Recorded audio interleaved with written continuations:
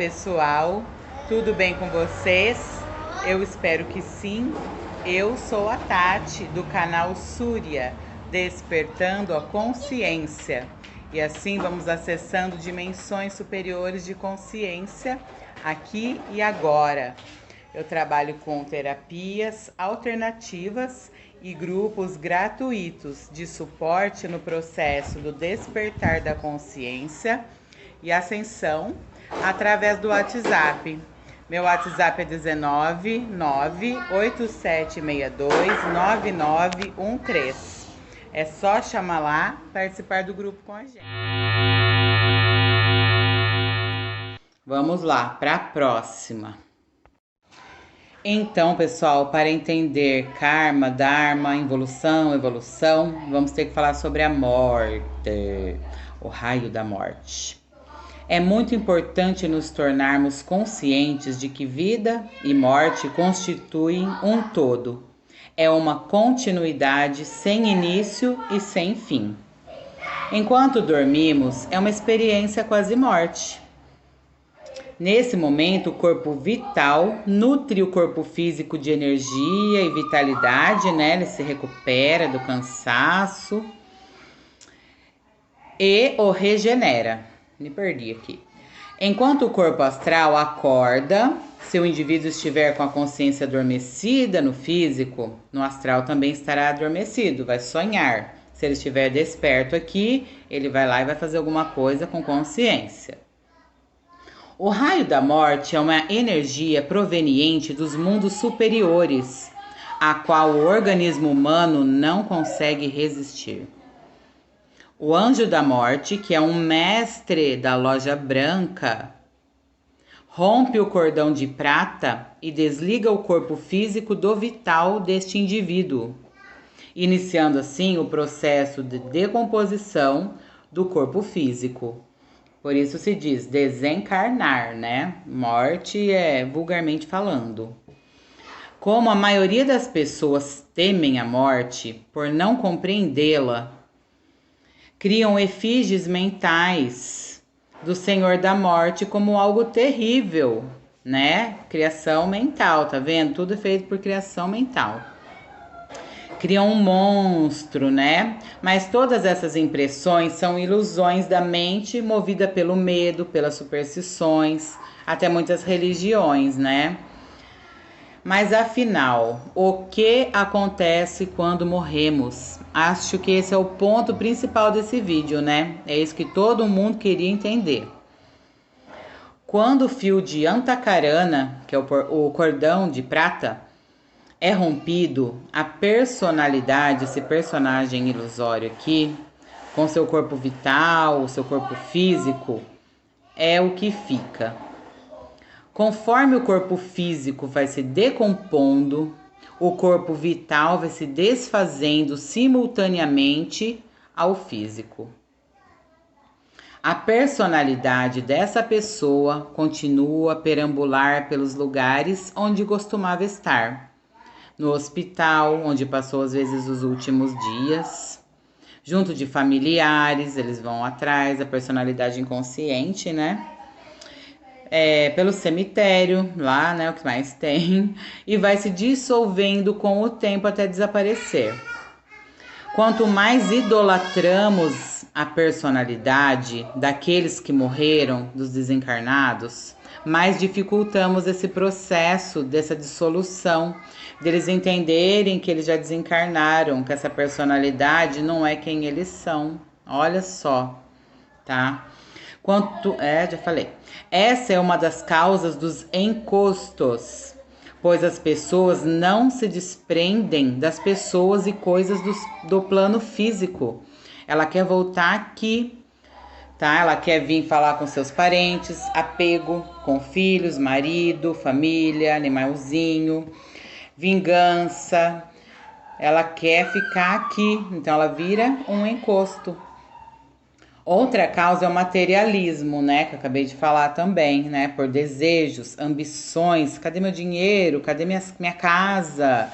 Os apegos, né? Em geral, que a impedem de se desprender totalmente daqui. Bem lamentável isso, né? Todos deviam ter acesso a esse conhecimento. Esse conjunto de corpo físico, vital e personalidade não são eternos, pertencem ao tempo de uma só existência. O que é eterno? É a essência, nosso real ser, nossa chispa divina, que no momento da morte ela se desprende dessa personalidade formada pelo ego para encarnar num novo corpo físico. Então é aí que se encontra o corpo causal, nossa alma humana. É isso que encarna e desencarna. Porém, ao encarnar, a carga, que são as características do que a pessoa fez aqui, da existência anterior e anteriores, seguem junto com a essência, com a consciência, moldando a nova personalidade. Tá feia a coisa aí. Então, vai junto com a genética da família, né, da epigenética. Tudo vai formar essa nova personalidade. Todas as lembranças celulares. Você vê no campo morfológico da humanidade. Como que o nenê nasce, sabe chorar? Como? Sabe mamar, né? Esse instinto aí vem de heranças já desde que o mundo começou, nem sei desde quando, né? E mais as experiências das vidas vai formar uma nova personalidade que vai encarnar essa essência aí. Esse corpo causal, essa alma humana vai encarnar novamente. Aquela antiga personalidade vai se desfazendo, né? Só fica gravado nos registros akáshicos. O ego que não foi eliminado voluntariamente também retorna, né? Formando essa nova personalidade. Logo após o nascimento, ofuscando a essência e aprisionando novamente. Então a pessoa nasce limpinha, mas aí vem toda aquela carga genética, né? E vem tudo aquilo para ela, ela nasce com determinadas já características predestinadas. Assim é formada a personalidade, com atributos positivos e negativos, e por esse motivo, cada pessoa nasce sob a regência de um determinado signo zodiacal. Ela vai ter aquelas características. No Eneagrama, quem entende lá do Eneagrama, ela vai ter totalmente ligação com o signo, com o perfil eneagramático, e a personalidade dela vai ser batata aquilo lá. Então, o signo de forma geral, mas tem os detalhes no mapa astrológico que vão formar toda essa personalidade, porque isso faz parte da mecânica desse planeta, guiado pelas hierarquias. Ela vem com aquela determinada programação, ela vem com aquele, né, com as características prontas. Na realidade, não escolhemos onde, quando, nem em quais circunstâncias iremos nascer ao encarnar, porque nós somos inconscientes, nós somos regidos pelas leis universais. Nós vamos por afinidade de frequência. É um mito falar que a pessoa escolhe, só se ela for muito desperta, um mestre que vem reencarnar. Vamos lá. Os 3 juízos.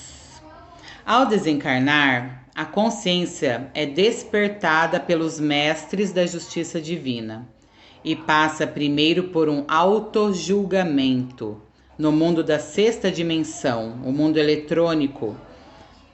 Então, o que é isso? Vai pela sua frequência vibracional.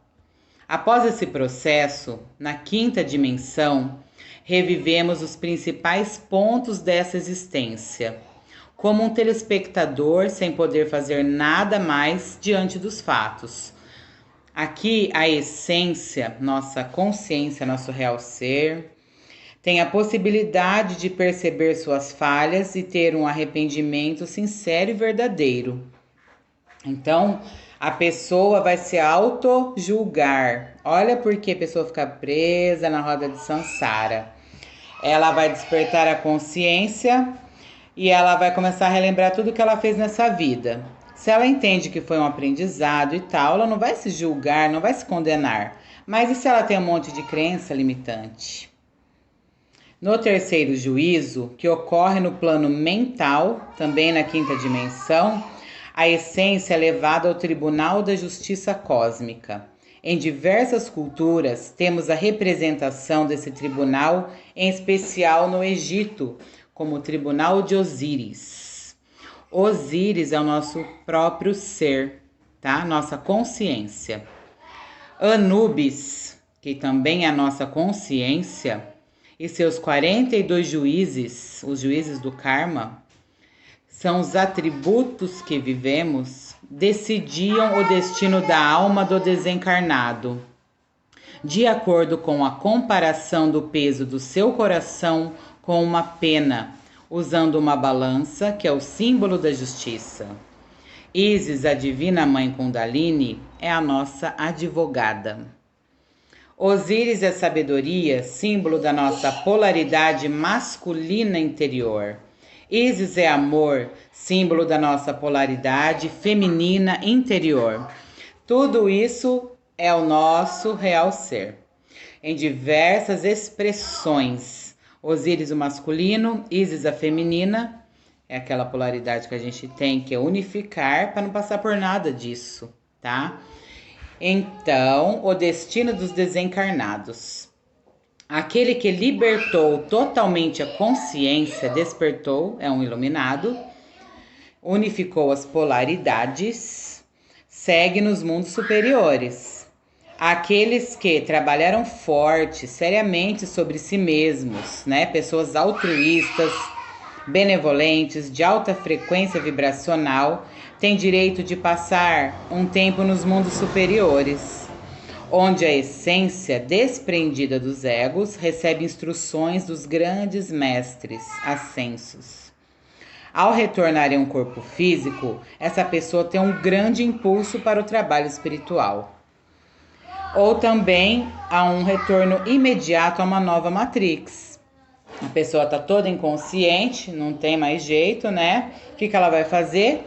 Vai retornar. Então aqui está descrito o que acontece com o desencarnado. Se a pessoa já se autolibertou, ela não tem o que ter medo lá de lá. Ela mesma já vai em consciência para mundos superiores. Se ela está trabalhando firme, muito bem dedicada, ela tem direito a um descanso. Provavelmente pode retornar ou não, ela vai ter uma opção. Muitos voltam para quê? Para ajudar a humanidade. Mas quem nunca trabalhou sobre isso está preso à religião. Primeiro ponto, religião. Saia da religiosidade, senão você nunca vai se libertar, tá? Religião taxou, eu sou espírita, eu sou católico, eu sou gnóstico, eu sou tal. Você fechou a caixinha, você já se prendeu aí. Então, libertar de tudo isso para poder não ter aquele retorno imediato a uma nova matrix, porque você vai achar que você nunca tá bom o suficiente, que você tem dívidas, que você tem que pagar, que você tem que, resolver assuntos pendentes, karma. E também existe a possibilidade da involução, que é a essência que perdeu todas aquelas 8 chances da roda de samsara, né, as existências. Ela é envolvida tão fortemente das densidades inferiores, ali baixa frequência, né, ego, que ela entra em evolução para limpeza nos mundos inferiores, que a gente chama de infernos. É uma alma daquelas assim, sem chance, sem condição, né? Pessoas terríveis, perversas mesmo. Então, compreendida toda essa primeira parte, de evolução, involução, revolução, karma, tudo mais, temos que compreender a importância da quebra de contratos negativos e a roda de samsara. Qual é a ligação? Toda, né? Muitos não têm noção da importância da quebra de contratos negativos do passado para a nossa ascensão. Muitos estão presos através da roda de samsara, encarnando sucessivamente para saldar, entre aspas, seus contratos vigentes de culpa, medo, promessas, dívidas, etc. Muitos desses contratos vinculados aos falsos deuses do passado, reptilianos, draconianos, os tais arcontes. Uma reencarnação produtiva, retorno é a palavra certa, é aquela quando aprendemos a quebrar todos esses contratos, nos libertando de forma efetiva e dessa forma sair da roda de Sansara e do ciclo encarnacional. Então, a nossa encarnação deve ser usada para a gente quebrar esses contratos. Fazendo o quê? Os 3 fatores da revolução da consciência. A nossa morte. Porque se eu morro no meu orgulho, vamos supor, eu não vou mais ter raiva de uma pessoa que me feriu, quebrei esse contrato com ela. Isso também é quebra de contrato, tá? Então, uma forma de ativar a nossa memória estelar para que pudéssemos trabalhar essas questões nesta última encarnação foi inserir os códigos a nível de DNA, um gatilho pré-codificado para que saibamos intuitivamente quando o tempo da conclusão chegar. Então, muitas pessoas começaram a ficar intrigadas quando começaram a notar que determinados números, 1111, 1212, 1313, entre outros, surgiram do nada. Uma misteriosa sincronicidade aconteceu. Anos atrás, e ainda continua acontecendo, um grupo de almas com diversas origens estelares que decidiram estar presentes para se ajudar mutuamente, auxiliando uns aos outros, mostrando o caminho de volta para casa. Esses códigos estelares aceleraram nosso processo de reconexão, pois cada um começou sua busca interna. Tínhamos pressa, o chamado era urgente. Nossos corpos de sílica de luz precisavam ser ativados para a segunda fase de ascensão para a nova Terra. Já que o corpo físico baseado no carbono não serviria mais para o propósito de ascensão, um choque tremendo, pois a matéria e a antimatéria não coexistem ao mesmo tempo, e nós estávamos realizando uma façanha inédita neste universo: ativar nosso corpo de luz ainda encarnado na Terra. O corpo de luz de Gaia já está pronto na 5ª dimensão. Por isso que muitos conseguem ter acesso à nova Terra na 5D. O nosso corpo de luz de sílica também já está ativado e pronto para a ascensão. Antes dessas ativações, utilizávamos o corpo astral durante a noite em nossas viagens interdimensionais. Agora não. Agora utilizamos o corpo de luz de sílica muito mais avançado e sutil. O corpo físico de Gaia e o nosso corpo físico estão sendo purificados intensamente para que possamos libertar todos esses contratos negativos: dor, sofrimento, traumas, culpas, apegos. Com 85% da humanidade não tem conhecimento sobre a ascensão e a transição planetária. Gaia fará a purificação, libertação e transmutação através dos desastres naturais, onde já podemos notar o enorme desequilíbrio que há neste planeta.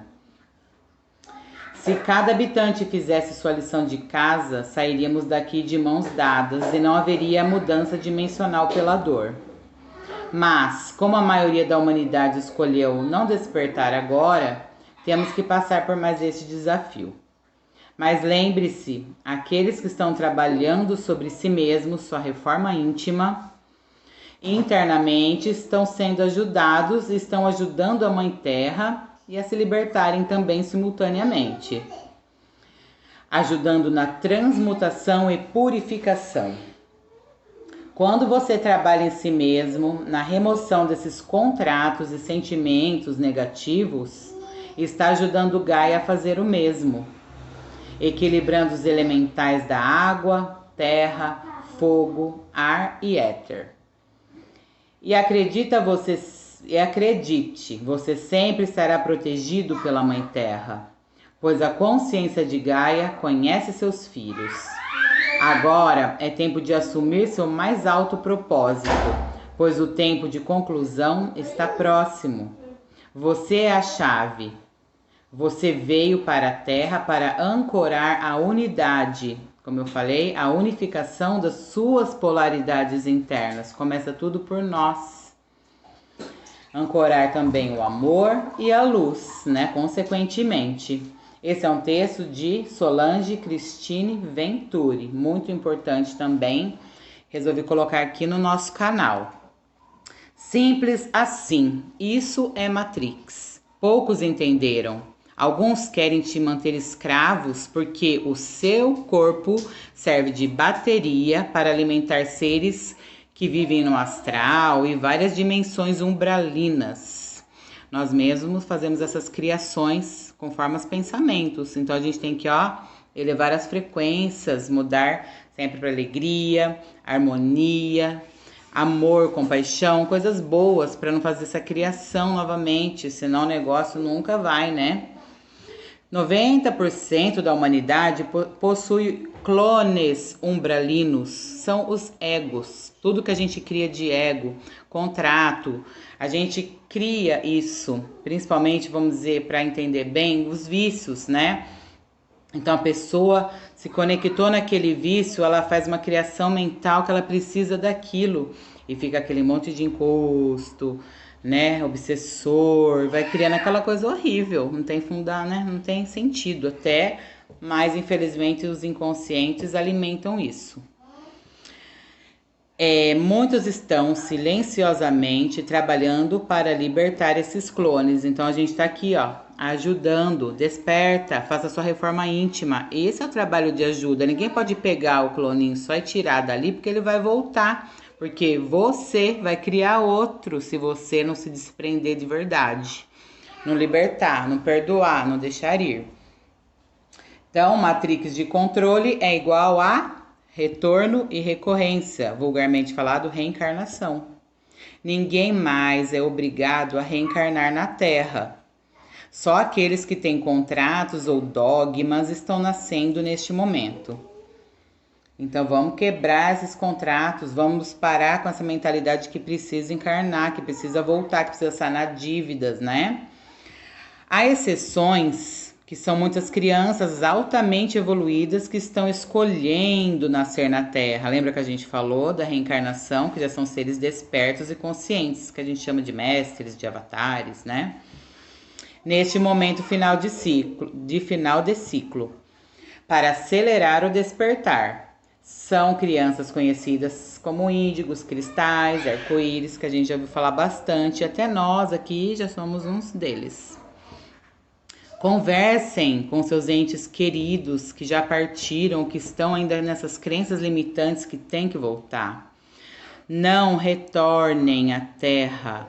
Explique que ninguém pode obrigá-los a reencarnar novamente e que podem evoluir, ajudando e estudando nos templos etéricos, universidades e outros planos. Podemos evoluir através do trabalho em dimensões superiores. É um serviço que fazemos para quebrar a Matrix. E esse também é um texto do site Cura e Ascensão, por Solange Cristine Ventura. Adoro, ela é demais. E então, um texto interessantíssimo de Véria Marfesa, rescisão do contrato kármico, saia da Matrix. O planeta Terra tem como sistema holográfico uma série de obstáculos que aqui estão implantados há muito tempo. Ele é administrado por seres que aqui vivem em quarta dimensão, arcontes, e que, além de gerenciarem todo o sistema, fazem você acreditar que só há uma forma de aprender as lições e evoluir, que é pelo caminho da dor. Isso nada tem a ver com a verdade. Aprender não é sofrer.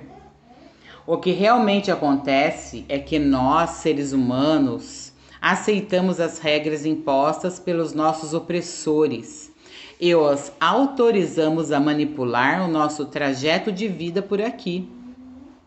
Essas manipulações fazem parte do que chamamos de contrato kármico que assinamos ao entrarmos aqui. Somos induzidos ao erro de que a roda de Sansara, ou roda kármica, é uma engenharia perfeita de Deus e o que vem a ser um engodo. Isso nada tem a ver com a fonte divina. A roda de Sansara é encarna e desencarna, escravidão, prisão, não tem nada a ver com retornar à fonte, é desnecessário. Né? A gente está aqui só para o autoconhecimento, não é para sofrer, não é para passar dores, não é para ser escravo. Eu mereço, tem aquela coisa, ou eu não mereço, por isso que eu não tenho. Isso é tudo crença limitante, nada a ver. Ao passarmos por aqui, sob essa estrutura mentirosa e opressora, quando desencarnamos, entramos numa outra estrutura que nos leva às colônias dos espíritos que comungam com a mesma doutrinação, que acha que tem que voltar. Existem colônias para cada religião, para cada seita, sociedade secreta, crenças comportamentais. Então tem colônias de todo quanto é tipo, conforme a sua vibração. Olha bem como é importante o seu processo de despertar, sua reforma íntima. Então, caímos no mesmo enredo de perpetuação do controle desses seres, que nos levam a reviver nossa última vida e potencializar as nossas culpas e remorsos, iniciando um novo retorno nos mesmos moldes, que é pagar karma. Isso não existe, isso não é de Deus, isso não é retorno à fonte, isso é crença limitante. Sim. Ficamos rodando mesmo sem sair do lugar evolucional. A Terra vem sendo golpeada por esse processo prisional, tridimensional, que faz com que a desesperança, o desânimo, o sentimento de injustiça e mesmo de total falta de respostas instalem-se dentro daqueles que realizam um bom trajeto por aqui, mas com nenhum tipo de compensação. Pelo contrário, quanto mais seguem as regras do amor e da solidariedade, mais sofrem carências, muitas vezes doenças, injustiças e acontecimentos, às vezes até muito trágicos, né? Depois aparece sempre alguém com uma conversa furada que foi Deus quem quis assim. Como pode um Deus que é tão bom, onipotente, onipresente, aceitar que acontecesse então o mal para as pessoas, né? É uma coisa também totalmente sem noção, a ser refletida. Que Deus é esse que as pessoas acreditam? Que se trouxe uma doença foi Deus que quis, que ela merece sofrer? E se acontece uma coisa boa pro outro, o outro merece coisas boas e você não, ou vice-versa. Sem noção. Deus quis coisa nenhuma, foi você que permitiu, assinou e garantiu, por meio do remorso, da ignorância, da inocência ou do desconhecimento do significado da palavra Deus. Os que estão aqui vivendo de uma forma boa e com facilidade estão catalogados em duas possibilidades. Ou perceberam o sistema e fizeram a opção pelo caminho do amor, conectados pelo Deus interno, Deus, Deus em nós, em cada um de nós, sem o alcance do holograma da tortura, ou foram cooptados para o outro lado dos seres involutivos e promovem a facilitação de sua permanência por aqui.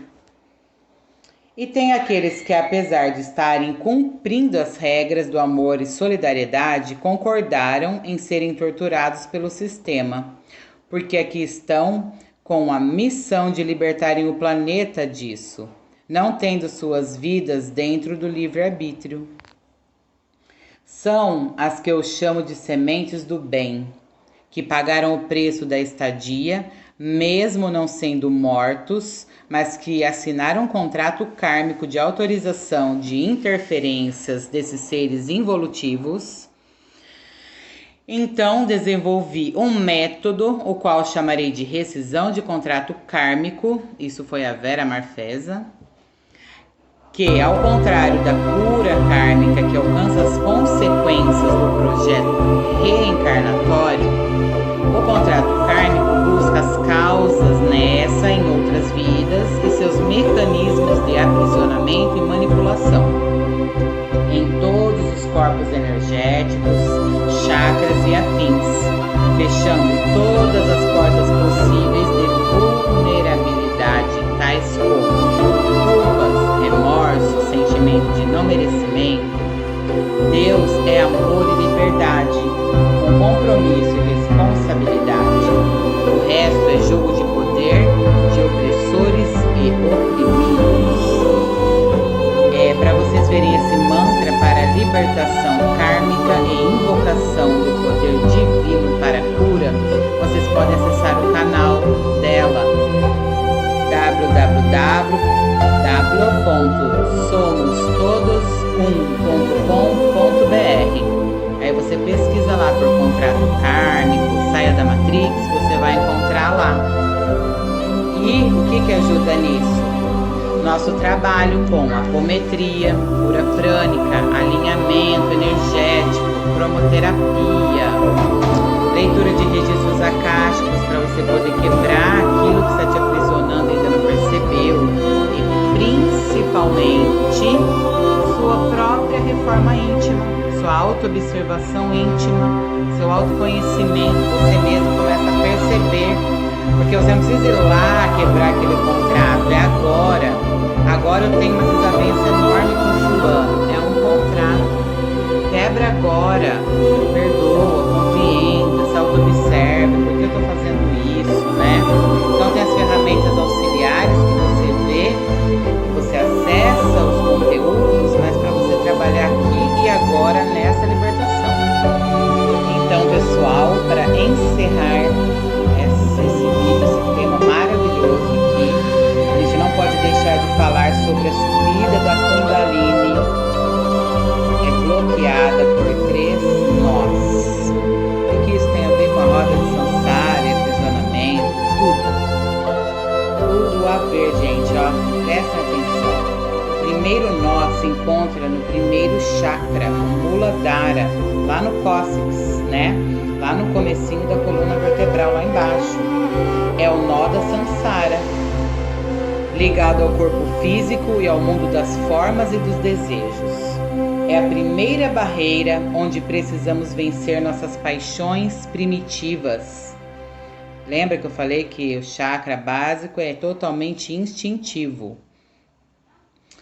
As paixões de posse, de domínio, né? O nosso primeiro aprendizado para iniciar o caminho do mestre, alcançar a mestria.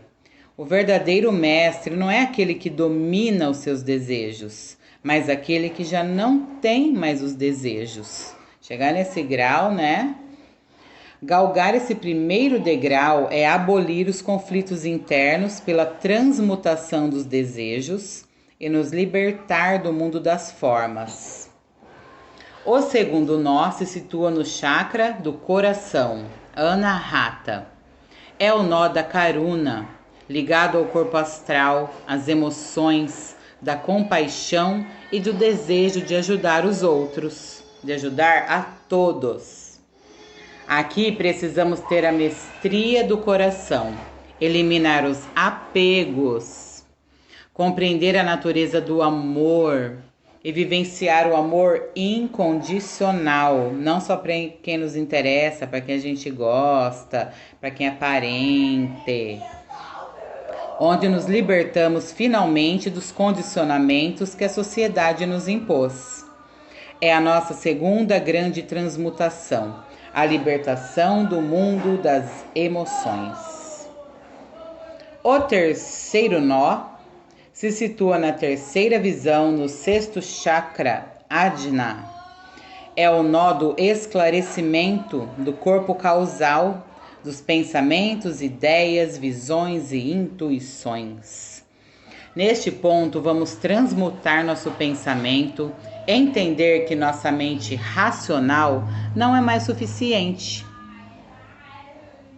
Que agora vamos pensar com os sentimentos, e isso só pode ser feito em outra dimensão da nossa mente.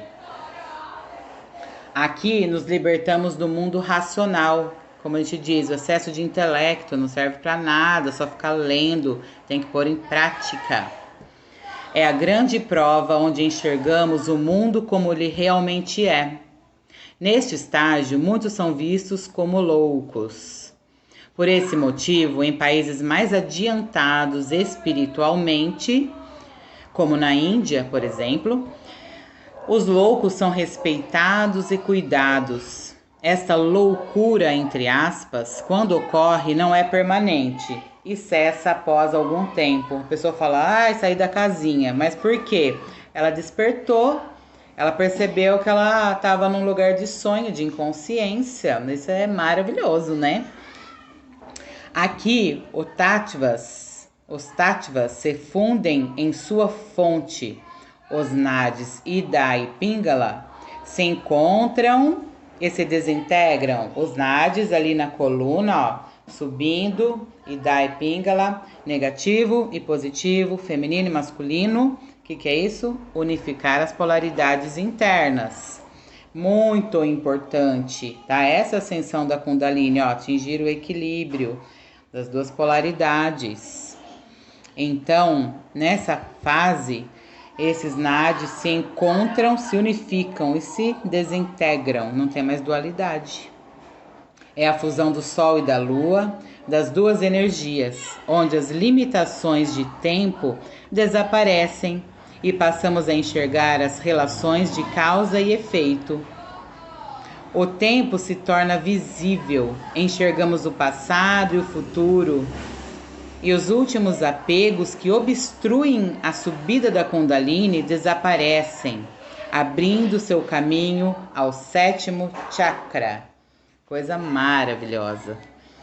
Com a chegada da Kundalini à sua última morada material, o ser se eleva além do 5º elemento, o Akasha, a quinta essência dos magos. Cai o último véu e o todo se torna visível. Esse texto veio através de Prama Shanti. É maravilhoso, é perfeito, resumiu todo o trabalho para se libertar da roda de Sansara, da roda kármica, que é unificando as polaridades internas.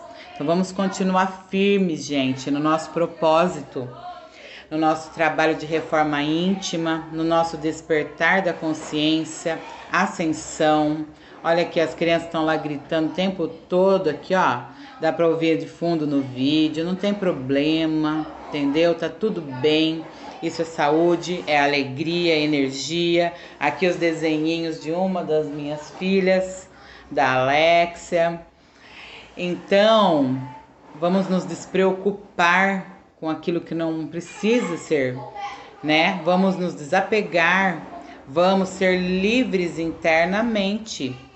Esse é o caminho da nossa libertação. É a autolibertação através do autoconhecimento. Isso só é possível realizando os 3 fatores da revolução da consciência. Não é só evoluir, é revolucionar a consciência.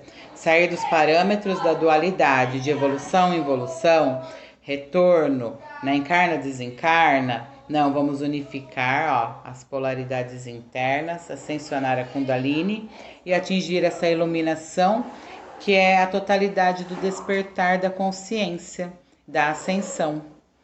Gratidão por vocês estarem aqui comigo. Foi muito gratificante fazer esse vídeo.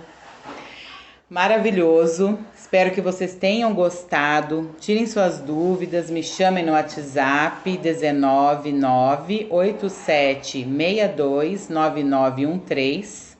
Eu sou a Tati do canal Surya, Despertando a Consciência.